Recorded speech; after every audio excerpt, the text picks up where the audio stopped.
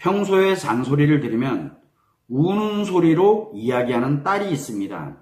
예를 들어 이거 누가 한 거냐?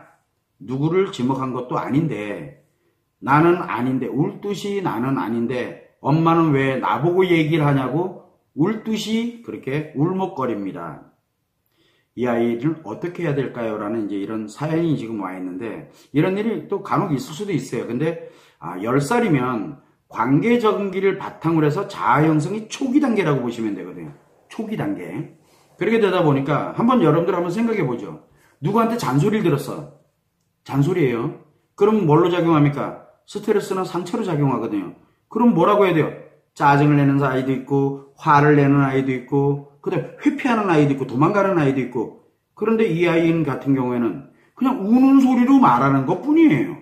그러니까 이 울듯이 이야기하는 것 차이는 그거는 중요한 게 아니에요. 왜?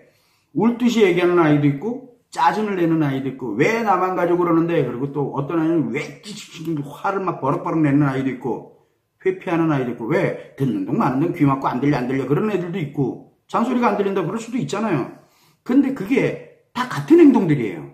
바로 나 지금 스트레스 받고 있거나 나 지금 상처받고 있다로 표현을 하고 있는 것 뿐이거든요. 자, 그러다 보니까 이거 누가 한 거야? 라고 했을 때 결국은 왜 나한테 이러냐고 울먹울먹거리는 그리고 짜증을 내거나 화내거나 왜 그래요?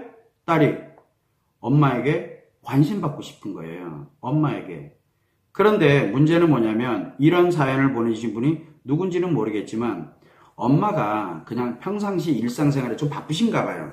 일상생활에 바쁘게 이렇게 살다 보니까 딸을 응원해주고 어떤 문제가 발생되면 잔소리하면서 이거 누가 한 거야? 뭐 이렇게 혼내는 게 아니고 누가 한 거야? 우리가 편안하게 이거 누가 한 거니? 이렇게 표현 안 하잖아요. 엄마들이 뭐라고 합니까?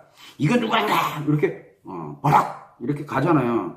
그러니까 이렇게 잔소리를 하는 경우가 의외로 많아서 사소한 것도 누가? 그러니까 너지 이런 식으로 이제 계속 이렇게 오다 보니까 이 아이는 뭐 하나 조그마한 문제에서 엄마가 뭐라고 하나만 표현했다라고 하면 왜 나만 가지고 그래 이렇게 가버리는 거예요. 왜 나? 사실은 지칭한 것도 아니거든요. 그런데 이미 오래전부터 뭐를 해왔다?